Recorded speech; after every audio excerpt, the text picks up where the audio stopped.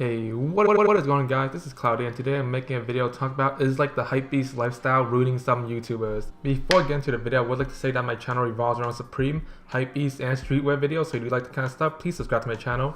Also, I'm doing a Supreme giveaway. I'm giving away this Supreme t-shirt right here, so you want to win the Supreme t-shirt, enter the giveaway in the description down below. Okay, so in this video, I'm not talking about like these YouTubers. I'm more so talking about like these YouTubers. So I'm talking about like the YouTubers that weren't streetwear based or hypebeast based or anything like that at all, and then suddenly became ultra hypebeast with the popularity of the kind of like the hypebeast and designer game kind of changing up, and a lot of people getting into designer hypebeast. And I want to discuss like with you guys how do I feel about it, and I want to find out how do you guys feel about it. So when I first started watching YouTube, making my first YouTube videos, I was more so in the Call of Duty gaming community. So I was watching a lot of the FaZe members and a lot of the like Optic members, and then even some. Well, that's pretty much it actually. What am I saying? So recently, with the whole FaZe, especially more towards the FaZe clan, I don't really see Optic doing this. More like the FaZe clan, like Cloud Gang, but I don't really care about like Cloud Gang doing it just because I feel like they kind of fit the role better and like the image, because like they're Cloud Gang, so they need to have the clout, so they need to buy all the hype and stuff. We'll talk about like some of the FaZe members getting into the full-blown hypebeast and designer life. Now the first YouTuber that I kind of think fell into this like little like hypebeast lifestyle and designer lifestyle is definitely FaZe Rug. I think that he like just doesn't have a very like special or like good sense of fashion.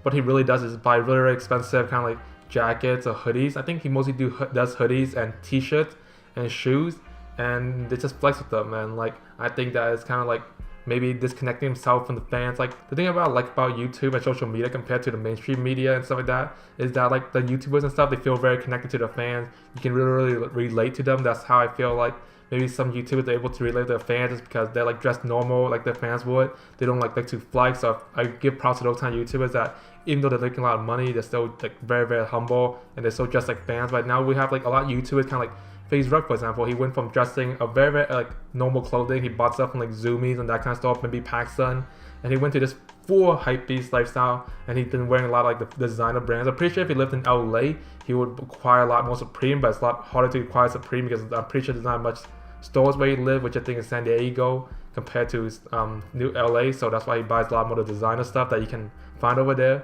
And I think especially because he has like a very younger audience, I'm assuming it's because I think from what I know, seeing his like fan base is all pretty young, so he has like a young audience.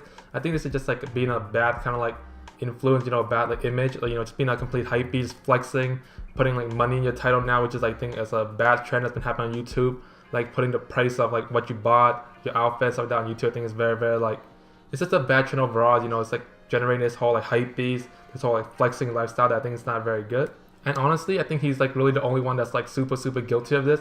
The only other YouTuber I can think of is maybe like Wolfie. I think he doesn't really have much of a style. He just has a very basic style, so he just throws on a bunch of hype stuff. But from I know, well, I'm not really a fan of his YouTube channel, but from what I see and like people talk about it, he used to be like more like different, but once he moved to LA and stuff like that, and like started hanging out with like the Cloud Gang guys, he started becoming this full-blown hypebeast. As you can see from like some of the images I might be throwing up, some of the outfits actually don't look that good, and they're very, very basic, and they're just like put together because they're just hyped up, and it's kind of like, just a little bit whack and a bit too like just flexing on the fans, just very, very like not a good image, especially when you don't like originate from that kind of like stuff and you don't do the streetwear hypebeast videos. It's kind of like weird, So that's pretty much all I got for this video. Let me know what are your opinions on this kind of like topic. And kind of like, do you know any other YouTubers that pretty much went from being like a very basic YouTuber to being like a full-blown hypebeast? And if you did enjoy the video, please drop me a like down below. Really, really appreciate that. And thanks for watching, and I will see you guys next time. Peace out.